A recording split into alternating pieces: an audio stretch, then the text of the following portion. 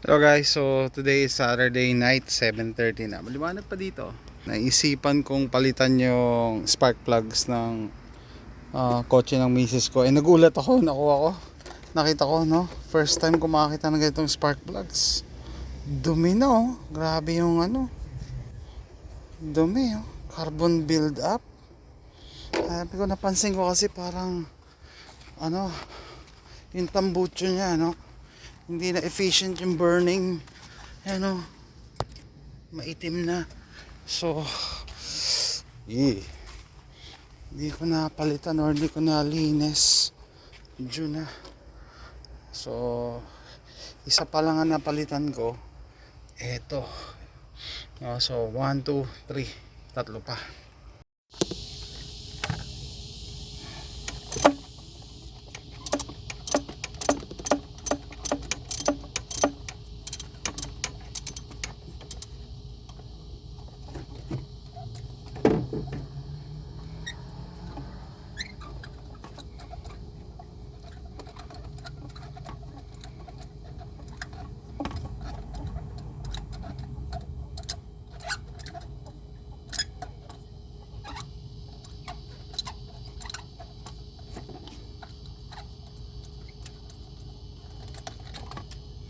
It's done with a magnet.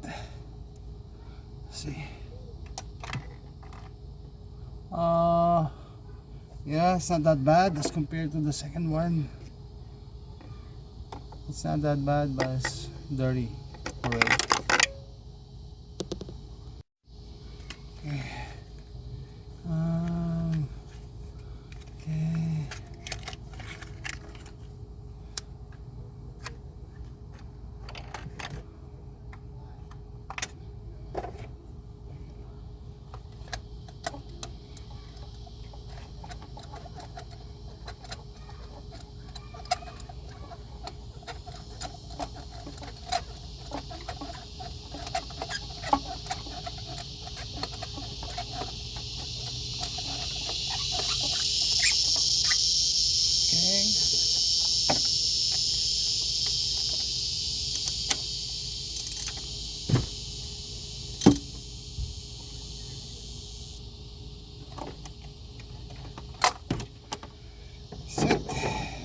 That's how you replace a spark plug. Just put it back.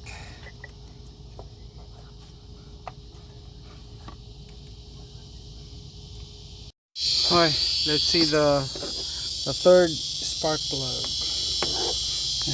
Using my magnet. Okay, it's not bad. It's not bad. Whoa. Yeah, look at the carbon buildup. Okay, let's get the last one. So the worst one is the second from the right. So this is the last spark plugs. Okay. Yep. Look at the carbon buildup. Okay. So this is the worst. Okay guys, napalitan ko na yung apat. So at this point, babalik ko lang to dito. Tapos to dito. Tatapat lang yan. Tapos yung cover. And then test drive. Okay guys, we're driving. So complain na misis ko last week, no, malakas daw sa gas. So kasama na dun siguro yung evap leak. Tapos sabi niya nag-hesitate. Parang ganon. Ako talaga na-observe ko yung yung suds, yung itim sa tambucho.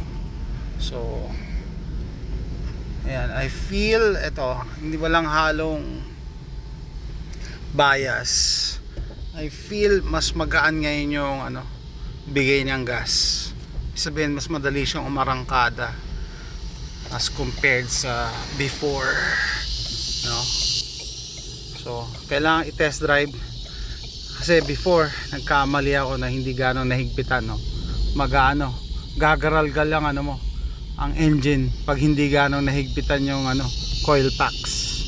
So ayan guys, simple lang naman magpalit ng ng spark plugs, pero malaki epekto nito sa performance at saka sa fuel economy. So that's it guys, thanks for watching.